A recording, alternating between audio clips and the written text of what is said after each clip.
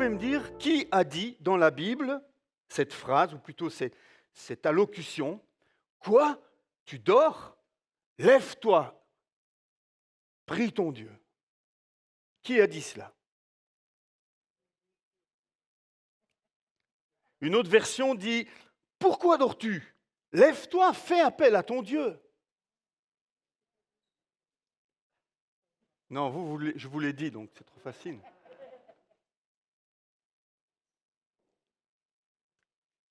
Vous n'avez aucune idée. C'est dans l'Ancien Testament. Ancien Testament. L'histoire se passe sur un bateau. Ah, voilà. C'est à Jonas. C'est à Jonas que cette phrase a été dite. Et elle a été dite par le capitaine du bateau. Jonas était où? Dans le fond du bateau, et il dormait. Et le capitaine, voyant ça, tout le monde est en train de paniquer. Le capitaine vient et lui dit: Mais enfin, tu dors? Mais que fais-tu? Lève-toi, prie ton Dieu. On trouve ça dans Josué chapitre 1. Je lis le passage. L'Éternel fit souffler sur la mer un vent impétueux, et il s'éleva sur la mer une si grande tempête que le bateau menaçait de faire naufrage. Les marins eurent peur. Des marins qui ont peur, c'est que la tempête devait être solide. Les marins eurent peur. Ils implorèrent chacun leur Dieu. Et ils jetèrent dans la mer les objets qui étaient sur le bateau afin de l'alléger.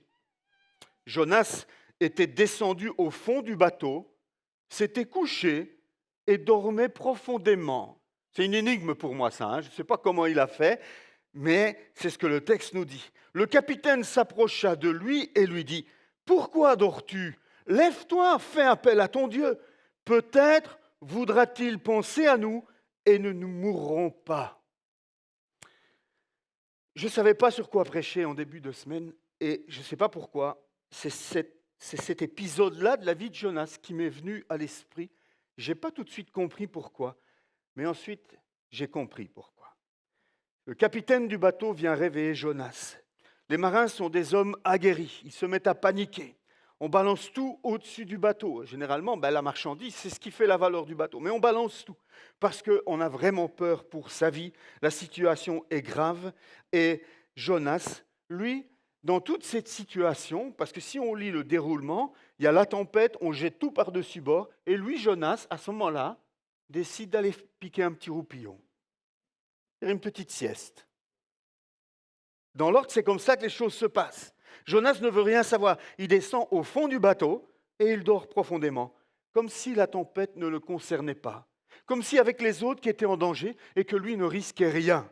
Parce que pour trouver le sommeil dans la tempête, à moins de prendre des cachets, beaucoup de cachets même, je ne sais pas comment il a fait. Frères et sœurs, moi dans ce texte, le Saint-Esprit m'a montré qu'il y avait un parallèle sérieux avec ce que nous vivons actuellement et l'histoire de ce Jonas dans le bateau.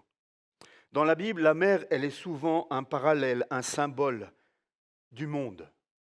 Souvent, vous pouvez voir que le mot mer est utilisé pour parler du monde. Et aujourd'hui, le monde vit une tempête. Je dirais qu'une tempête terrible est en train de se lever sur le monde. Bien sûr, il y a le Covid et les conséquences, un premier confinement, et maintenant des menaces, des craintes, des peurs, d'un deuxième confinement, beaucoup de bazar, beaucoup de restrictions, beaucoup de choses comme celle-là.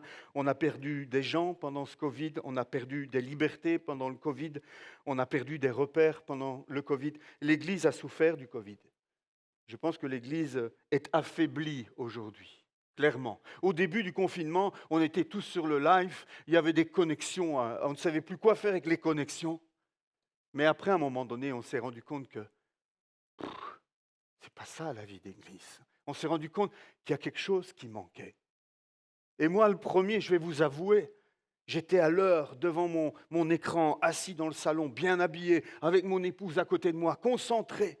Et au fur et à mesure que les semaines passaient, je me suis retrouvé en pyjama devant mon culte. Et tout d'un coup, entendre que Michel commençait à préparer le repas, revenir, préparer, et moi, regarder s'il n'y avait pas un... Et la concentration n'a plus été la même. Il était temps que ça cesse. Mais ce n'est pas les seules tempêtes dans le monde. Je ne sais pas si vous suivez les actualités. Je sais qu'il y a des chrétiens qui sont comme Jonas dans le fond du bateau et qui dorment et qui ne veulent rien savoir de ce qui se passe dans le monde. Il y a quelques chrétiens comme ça. Ils ne veulent pas regarder les informations, ils ne veulent pas savoir ce qui se passe. Mais il y a des tensions actuellement, de terribles tensions à différents endroits de la planète. C'est chaud entre la Grèce et la Turquie pour l'instant. C'est chaud entre la Chine et les États-Unis. C'est chaud entre la Russie et l'Europe. C'est chaud en Biélorussie. C'est chaud au Mali. C'est chaud dans plein d'endroits différents dans le monde actuellement. C'est chaud aux États-Unis. On ne peut pas ne pas oublier ce qui s'est passé avec George Floyd. On ne peut pas oublier ce qui s'est passé encore cette semaine avec Jacob Blake. J'ai été frappé par ces images. Je ne sais pas si vous avez vu cette policière ou ce policier qui lui tire 7 balles dans le dos. Et ce n'est pas étonnant que la rage gronde. Ce n'est pas étonnant que la colère monte. Et c'est qu'un début, je pense. Je pense que c'est qu'un début. Celui qui prend la peine de sortir la tête du fond de son bateau réalisera que le monde va très mal. Et que fait l'Église dans tout cela? C'est l'image que j'ai reçue. C'est ma conviction. Peut-être vous ne serez pas d'accord avec moi ce matin.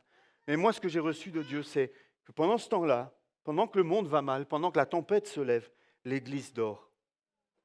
Elle est comme Jonas dans le fond du bateau, en attendant que le Seigneur revienne. Elle ne veut rien savoir, parce que moi je suis spirituel.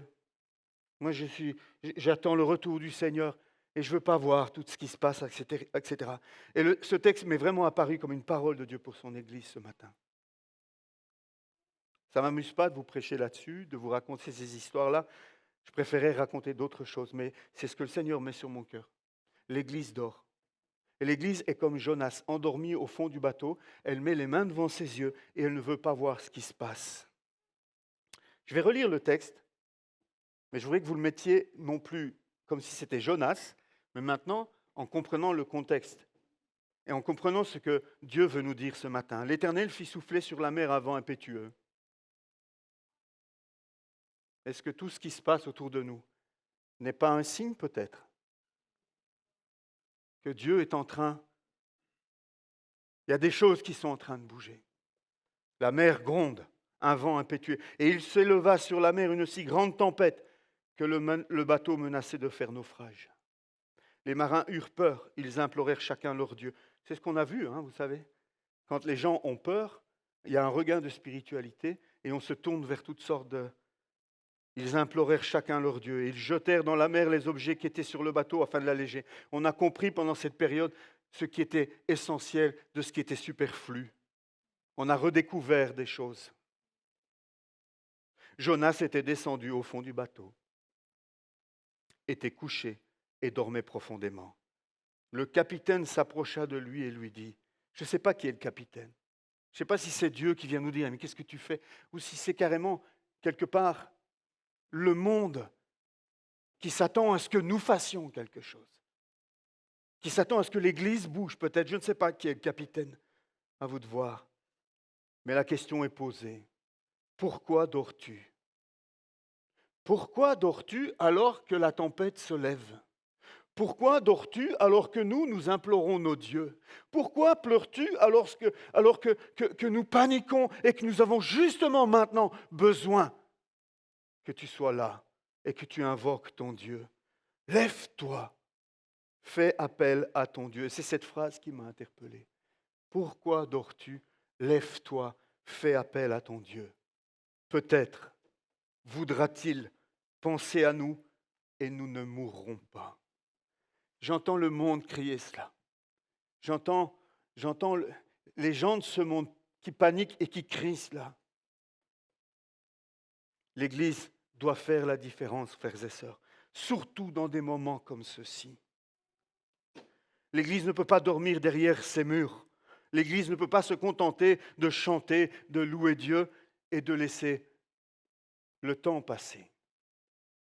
Ça me fait penser à ce pasteur allemand qui expliquait à Dietrich Bonhoeffer, un autre pasteur allemand, qui disait à Dietrich Bonhoeffer, ça devient vraiment difficile les cultes. Ah oui, pourquoi? Que se passe-t-il? Tous les dimanches matins, il y a des trains, des wagons qui passent devant l'église et on entend des gens hurler dans les wagons. Libérez-nous, libérez-nous. Des Juifs qui étaient enfermés, qui étaient emmenés dans les camps. Et Dietrich Bonhoeffer lui dit, mais qu'est-ce que tu as fait? J'ai dit à l'église, chantons plus fort. C'est horrible, hein? Mais quelque part, est-ce que ce n'est pas ce que nous faisons? D'une certaine manière, est-ce que nous ne chantons pas plus fort?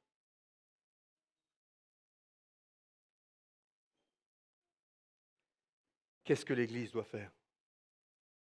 Elle doit se lever et faire appel à son Dieu. On pourrait lister beaucoup de choses que l'Église doit faire. Hein. Évidemment, on pourrait faire une longue liste de toutes sortes de choses pratiques que l'Église doit faire. Mais la première chose qui est demandée à l'Église, c'est de faire appel à son Dieu. C'est de prier. Lève-toi, prie ton Dieu. Église, pourquoi dors-tu? Lève-toi, fais appel à ton Dieu. C'est terrible quand on regarde les études qui sont parfois publiées dans certains magazines par rapport au temps que les chrétiens accordent encore aujourd'hui à la prière. C'est vraiment affolant, vraiment inquiétant. Des chrétiens peuvent traverser toute la semaine sans jamais s'être adressés une seule fois à Dieu, sans avoir pris ne fût-ce que quelques minutes pour s'arrêter, se mettre à genoux et parler à Dieu, écouter Dieu. Il y a de plus en plus de chrétiens qui se contentent de la vie de l'Église, qui se contentent de venir au culte le dimanche, et parfois peut-être encore à un culte de semaine, peut-être une petite étude biblique sur Internet, une prédication sur Internet, mais des chrétiens qui s'arrêtent, des chrétiens qui accordent à Dieu un temps de qualité, qui se mettent à part pour dire maintenant je vais chercher la face de Dieu, maintenant je vais crier à Dieu, maintenant je vais écouter ce qu'il a à me dire, maintenant je vais lui parler de ce qui se passe autour de moi. Il y en a peu, parce que notre chair est contre la prière. Notre chair, à la limite, va nous dire, écoute, oui, c'est encore agréable, écoute tel pasteur, ou ça, à la limite, ça passe encore. Mais quand il s'agit de s'arrêter, de prendre sur son temps de loisir, de prendre sur le temps des choses qu'on aime faire, et de s'arrêter, de dire maintenant, je consacre 1 heure à Dieu, là, c'est une autre paire de manches. Et pourtant, c'est ça qui fait vibrer le cœur de Dieu. Le cœur de Dieu ne vient pas quand vous venez, ne vibre pas quand vous venez à l'église. Ah oui, il est content, évidemment, et nous aussi on est contents. Mais ce qui fait vibrer le cœur de Dieu, c'est quand tu es seul à seul avec lui et que tu veux le rencontrer, que tu lui dis, Seigneur, ce temps-là, maintenant, c'est avec toi que je veux le passer. Je ne désire rien d'autre, Seigneur, que de passer ce moment dans ta présence. Il n'y a rien qui brille plus à mes yeux, il n'y a rien qui enchante plus mon cœur que de passer un moment dans ta présence. Et même si ma chair ne veut pas, même si mon corps dit non, Seigneur, mon âme a soif de toi. Est-ce que les chrétiens peuvent encore dire ça aujourd'hui? Toute une semaine, des jours, des mois, des années de mauvaises habitudes. Mais que diras-tu à Dieu le jour où tu le rencontreras, après 1 an, 10 ans, 50 ans de conversion, et qu'il te demandera ce que tu as fait de ta vie chrétienne, ce que tu as fait, que lui diras-tu? Ah, j'étais un bon chrétien, j'étais assis là tous les dimanches. Mais c'est pas ça être chrétien. Hein. Être chrétien, c'est avoir une relation personnelle avec Dieu. Être chrétien, c'est être un intime de Dieu. C'est savoir qui est Dieu, c'est le connaître pour qu'un jour il ne te dise pas « Va-t'en, je ne te connais pas ». Mais j'étais là tous les dimanches, va-t'en, je ne te connais pas. Pour connaître quelqu'un, il faut avoir une relation avec lui. Si je vais sonner chez Enzo, il va m'ouvrir, il va me laisser entrer. Mais si un inconnu vient chez Enzo en disant « Je suis un ami d'Éric », Enzo il va dire « Oui, minute, minute mon ami. T'as beau me dire que, c'est valable pour chacun d'entre nous. La relation s'installe lorsque, la confiance s'installe lorsqu'il y a une relation. Est-ce que tu connais Dieu? Mais surtout, est-ce que Dieu te connaît? Frères et sœurs, l'Église doit redécouvrir la prière. Et avant de parler de la prière collective, moi je parle ici de la prière individuelle. Parce que beaucoup de chrétiens disent, mais moi je vais à la réunion de prière. Mais ils ne vont jamais seul à seul devant Dieu. Ils ont besoin d'être dans un groupe pour pouvoir participer à une prière. Et ils élèvent 1 ou 2 prières. Ce n'est pas ça que Dieu veut. Ce que Dieu veut, c'est une prière fervente. Ce que Dieu veut, c'est une prière qui s'élève de ta chambre, de ton lieu intime, de là où tu te mets à part pour Dieu. C'est ça que Dieu veut. C'est ça qui fait vibrer le cœur de Dieu. Alors quand tu chantes des chansons comme la dernière qu'on a chantée, réfléchis bien avant de chanter. Sans prière, le chrétien ressemble à cet ouvrier qui tous les matins rentre dans l'usine et ne voit jamais son contremaître. Il rentre dans l'usine, il n'a aucune instruction. Alors qu'est-ce qu'il fait? Il regarde autour de lui, il voit les autres ouvriers faire et il imite les autres ouvriers. Et il essaye de faire plus ou moins ce que les autres font, mais sans motivation, sans but précis, parce qu'ils ne sont pas certains que c'est ça qu'ils devaient faire. Alors que s'ils avaient été voir le contremaître lui aurait dit ta place, c'est là. Voilà ce que tu dois faire. De telle heure à telle heure, tu fais ça, et de telle heure à telle heure, tu fais cela. Ensuite, tu changes de poste et tu vas là-bas. Je compte sur toi. Il n'y a que toi qui sais faire ce travail-là. Mais non, on ne va pas voir le contremaître.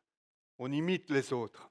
On est chrétien par mimétisme, mais on n'a aucune relation personnelle avec le maître, avec le contremaître. Il faut que ça cesse, frères et sœurs. Il faut que tu sois ce matin percuté par ce que Dieu veut te dire. Il veut que ça cesse, clairement. Il veut que ça cesse. Il te veut fort, il te veut près de lui, il te veut en relation avec lui. Il veut que tu reconnaisses sa voix parmi des milliers d'autres voix qui s'élèvent autour de toi. Et la seule manière pour ça, c'est d'exercer ton oreille à sa voix afin de pouvoir la reconnaître. C'est dans la prière personnelle que ta foi va grandir, que tu vas recevoir une vision pour ta propre vie et que Dieu va enfin pouvoir te parler. Je voudrais juste vous citer quelques citations, des citations qui ont été données par des hommes de prière. Quelques-unes. Ce dont l'Église a besoin aujourd'hui, ce n'est pas plus de techniques, d'outils, de nouvelles méthodes d'organisation, mais d'hommes et de femmes dont le Saint-Esprit puisse se servir, des hommes et des femmes de prière, puissants dans la prière. Vous êtes d'accord avec ça? Une prière fervente, c'est une prière qui va me vider de moi-même et qui me remplit d'un zèle dévorant pour le salut des hommes. Tout cela, ça ne se vit que dans une intimité avec Dieu. Ça ne se vivra pas dans une réunion de prière tous ensemble. C'est quand tu es seul à seul avec Dieu que tu prends conscience de qui tu es, de qui il est, et que tu te vides de toi-même. Et que tu reçois un fardeau pour ce qui est de Dieu. Tu reçois le fardeau de Dieu. Quelqu'un d'autre a dit, sans prière, nous communiquons la mort et non la vie. C'est fort ça. Sans prière, nous communiquons la mort et non la vie. Si tu es faible en prière, tu seras également faible pour communiquer la vie. Renonce aux prières mortes, dit celui-là, ces prières perroquets, répétées sans conviction, et adonne-toi à la prière fervente venant du cœur même de Dieu. C'est ça, prier au nom de Jésus. Ce n'est pas dire ce que j'ai envie qui se passe en rajoutant la formule magique au nom de Jésus.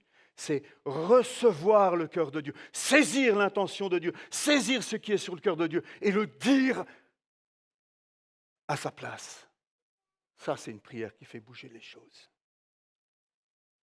Avant de parler aux hommes de Dieu, il faut avoir longuement, passionnément parlé de Dieu aux hommes.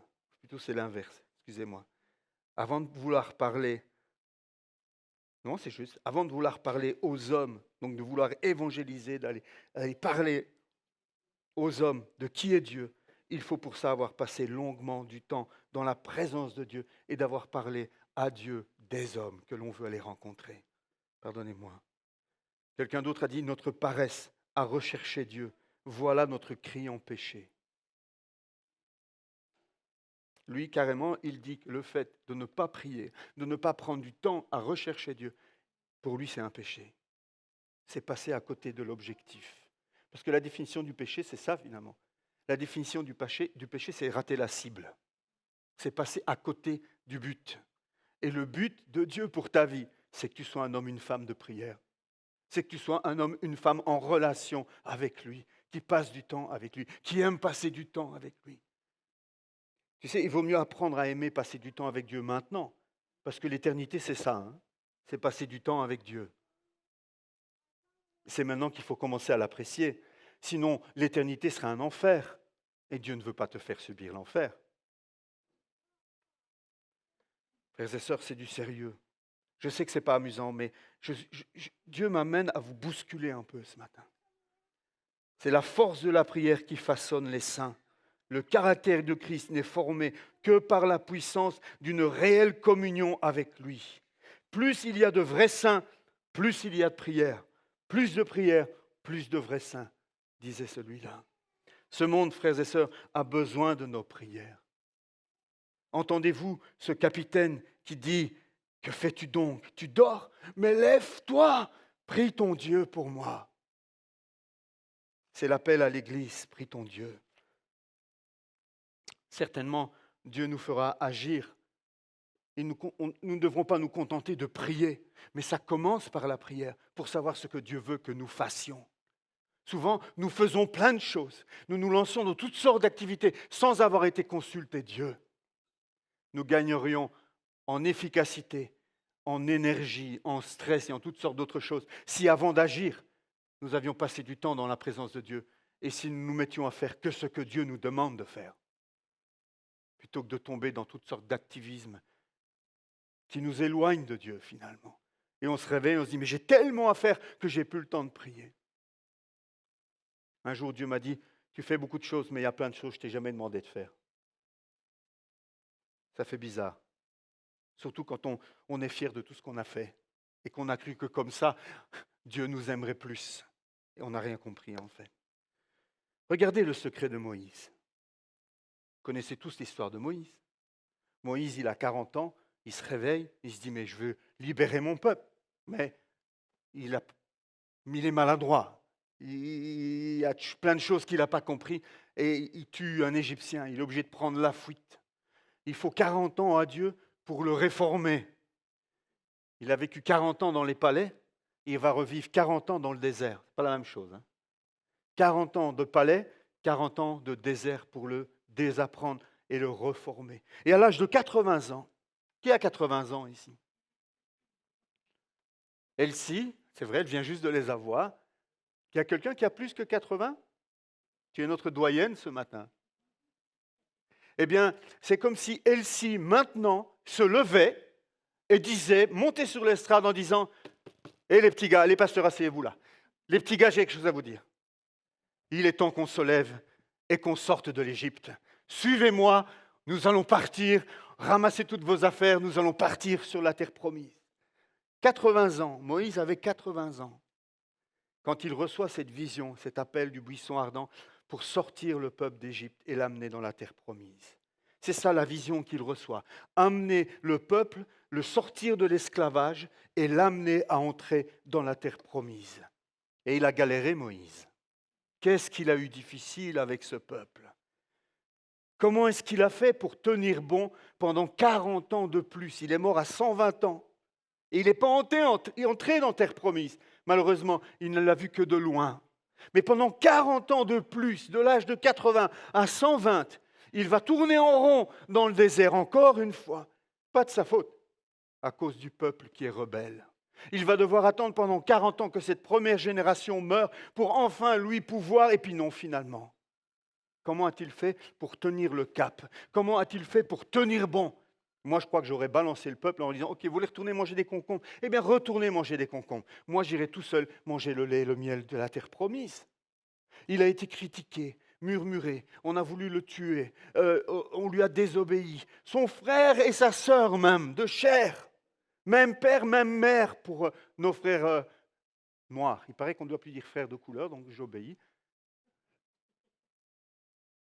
Même père, même mère, les critiquaient Moïse.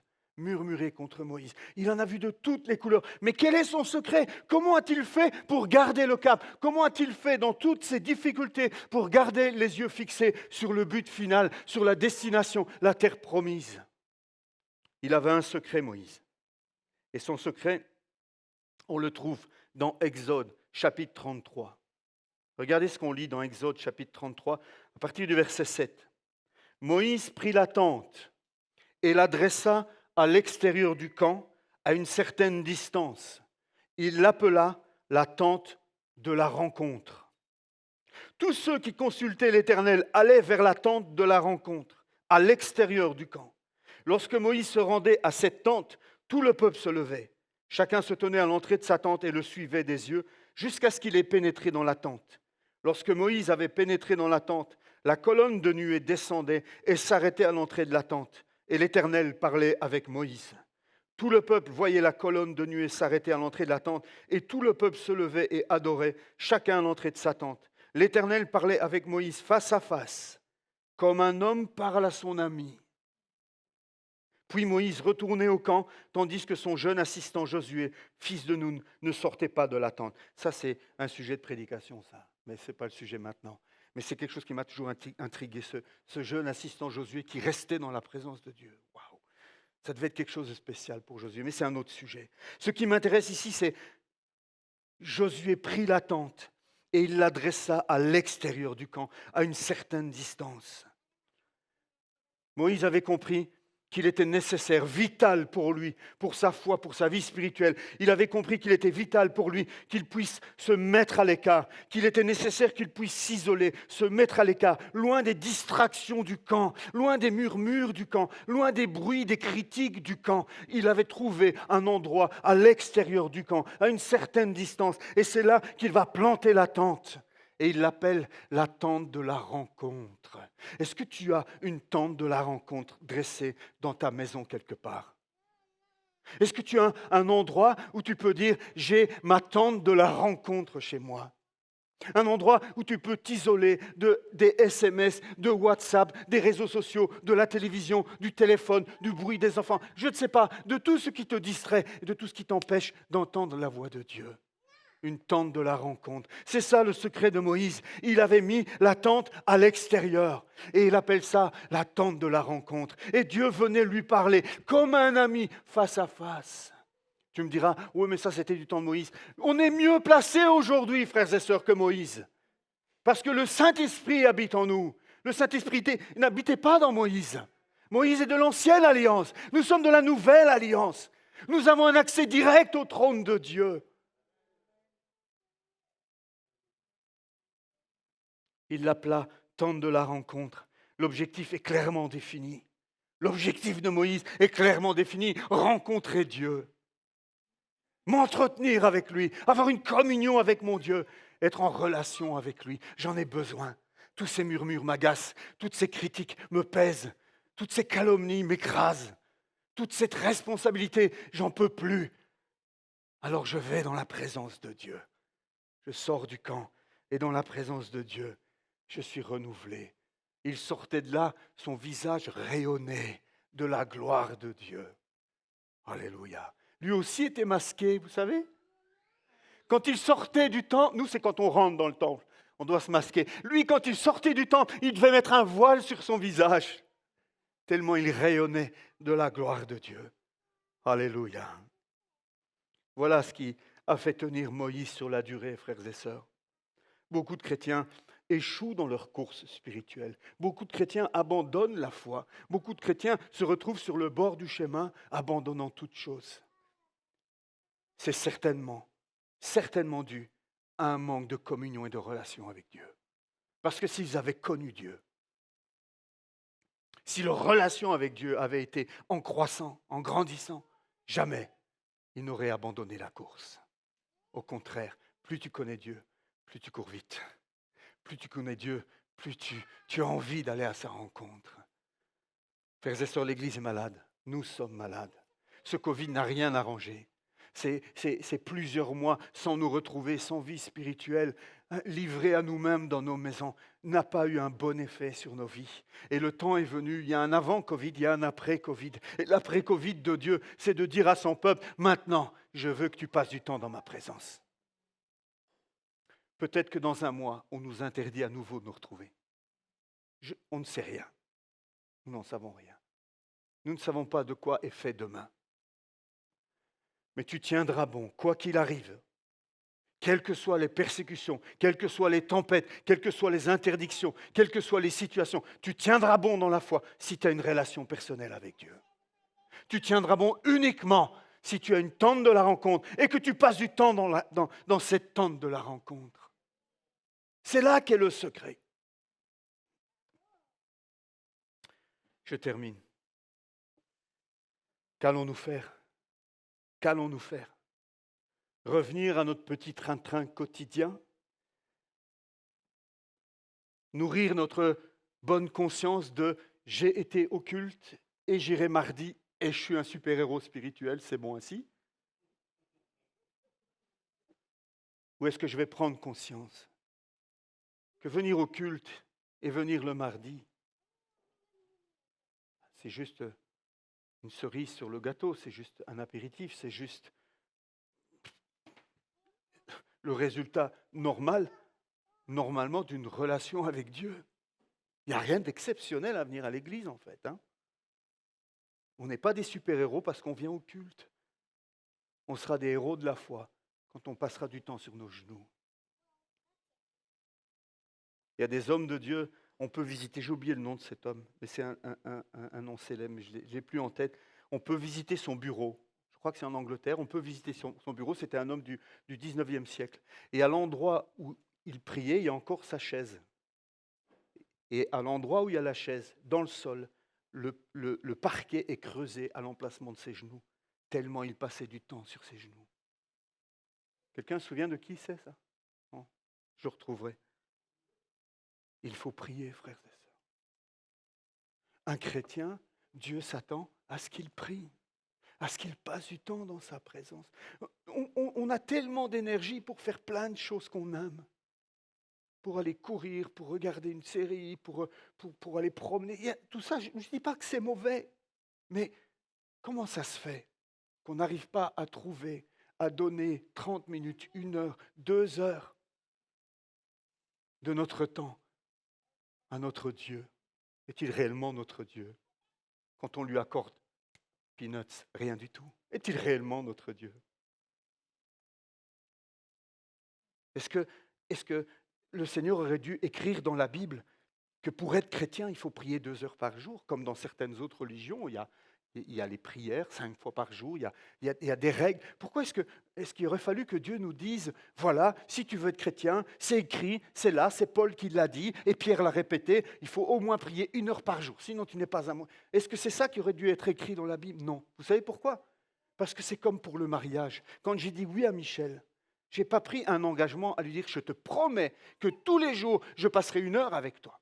Non, je suis entré dans une relation avec elle. Ce n'est pas 1 heure. Elle me veut à elle 24 heures sur 24. Ce n'est pas une question. Vous comprenez? Et c'est la même chose avec Dieu. Je suis content qu'il n'ait pas mis qu'il faut 2 heures pour que tu sois un bon chrétien ou 3 heures de prière pour que tu sois qualifié de bon chrétien. Ce n'est pas une question de... Mais c'est quand même... Si ce n'est pas une question de quantité, qui est au moins la qualité.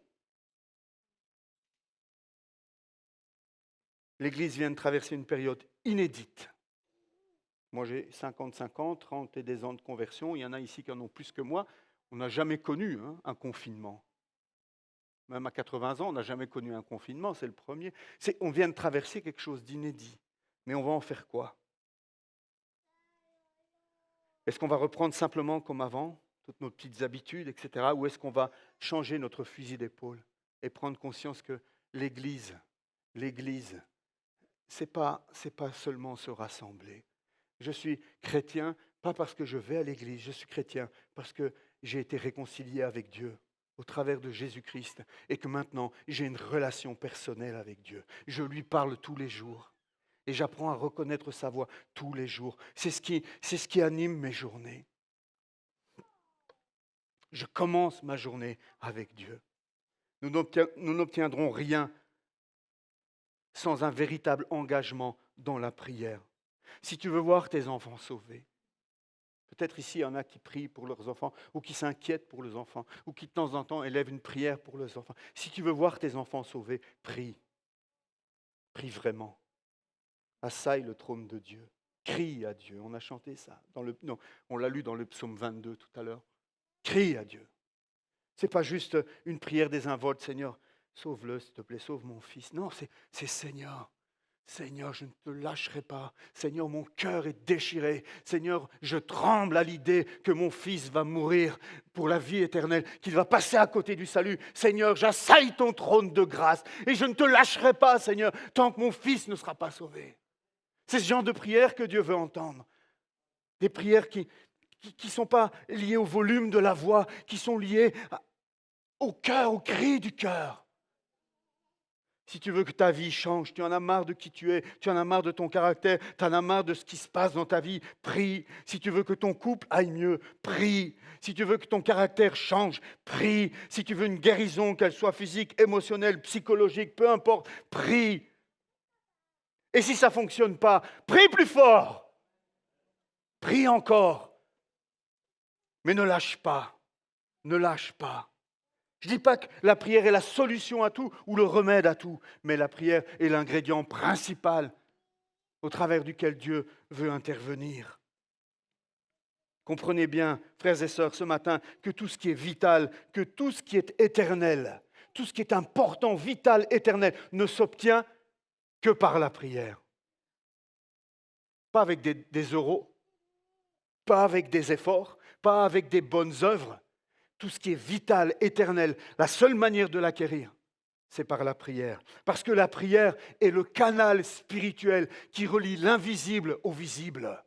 La prière est le don que Dieu donne à ses enfants de pouvoir communiquer, toi qui es dans le concret, dans le matériel et le visible, à communiquer avec ce qui est invisible et éternel et spirituel. C'est un privilège extraordinaire d'avoir la prière. Il y a des gens qui viennent ici, parfois ils me disent, pasteur, on peut avoir le code Wi-Fi de l'église, je veux pouvoir me connecter. Mais la prière, c'est un peu ça. Au travers de Christ Jésus, tu as reçu le mot de passe pour te connecter à Dieu. Il y a un Wi-Fi permanent qui est là où que tu sois, où tu peux être connecté avec l'invisible. Qui voit le Wi-Fi ici? Qui peut me donner un gobelet de Wi-Fi ici? Nous sommes réconciliés avec le Père. Il y a une connexion Wi-Fi qui est établie au travers de Jésus-Christ et nous pouvons communiquer avec lui. Lui veut, je ne sais plus dans quel sens c'est, on peut télécharger, on peut downloader, on peut uploader, ça va dans les deux sens. Et une bonne connexion, pas celle qu'Orange ou Proximus nous donne de temps en temps. La prière, c'est une passerelle entre ce monde visible et le monde invisible. Et c'est le privilège du chrétien. Il y a beaucoup de gens qui élèvent des prières dans ce monde, mais qui ne dépassent pas le plafond.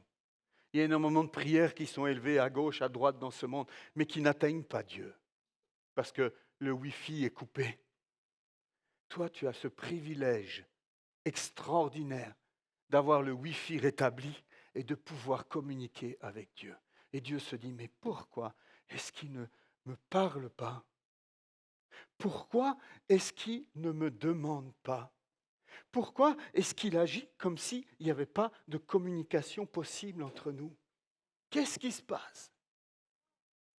Dieu t'attend.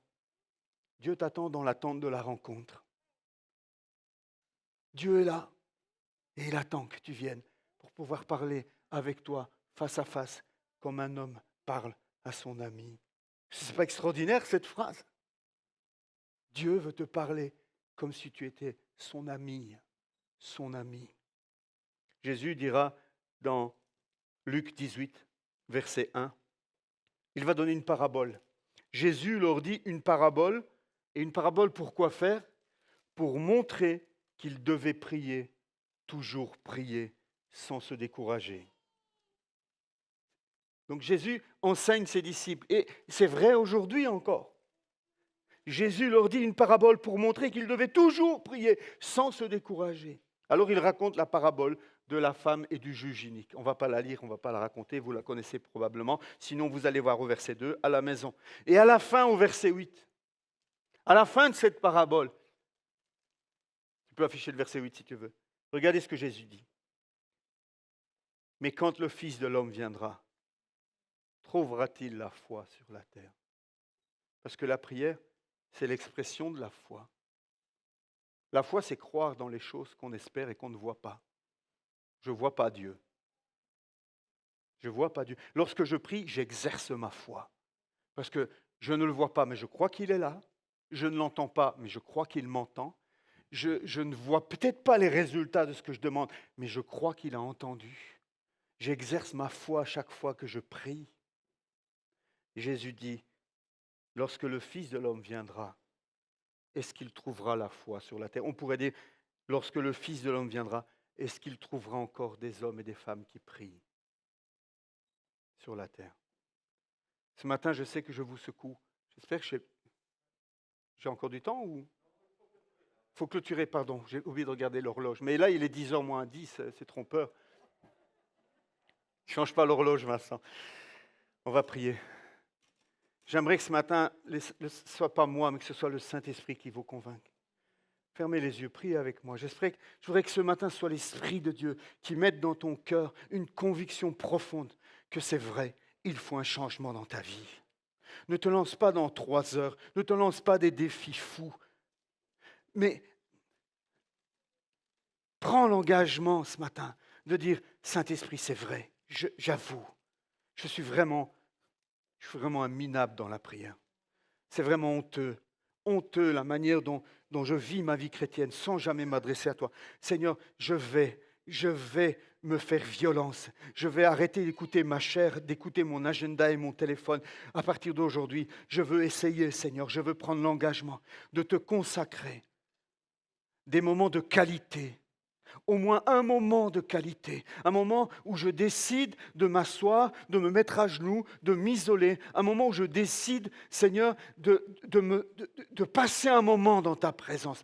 Je prends la décision ce matin d'aller chaque jour dans l'attente de la rencontre. Je ne sais pas ce que je vais dire, Seigneur, je ne sais pas comment prier, je ne sais pas comment les choses vont se passer, j'ai difficile, Seigneur, mais je prends cet engagement de venir dans l'attente de la rencontre. Et on verra ce qui s'y passera. On verra ce qui s'y passera. Mais c'est déjà une prière. Aller dans la présence de Dieu, mettre un temps à part, c'est déjà une prière. La prière, ce n'est pas seulement les mots qui sortent de ta bouche, c'est la disposition de ton cœur. Tu ne sais pas quoi dire, tu ne sais pas ce qu'il va te dire, mais tu te mets à part. C'est déjà une forme de prière. Et Dieu aime que tu viennes simplement dans sa présence. Dieu veut simplement, ça lui suffit parfois. Tu ne sais pas quoi dire, ne dis rien. Mais consacre-lui un moment. Mets-toi à sa disposition. Un papa n'a pas toujours besoin que son petit garçon lui parle, alors qu'il est occupé dans son bureau. Le simple fait de savoir qu'il est là dans sa présence, ça suffit parfois. Papa, je ne veux pas te déranger, je veux juste jouer avec mes petites voitures, mais je veux être près de toi. Vas-y, continue. Et c'est plus que cela. Jamais nous ne dérangeons Dieu. Nous pouvons aller dans sa présence en Christ Jésus. Que le Seigneur vous visite, que le Seigneur vous bénisse, que le Saint-Esprit vienne vous remplir de ce feu, de cette passion pour le trône de Dieu. Une faim, une soif de sa présence. Soyez bénis ce matin, soyez encouragés ce matin, soyez interpellés, soyez bousculés ce matin par le Seigneur, par le Saint-Esprit. Amen.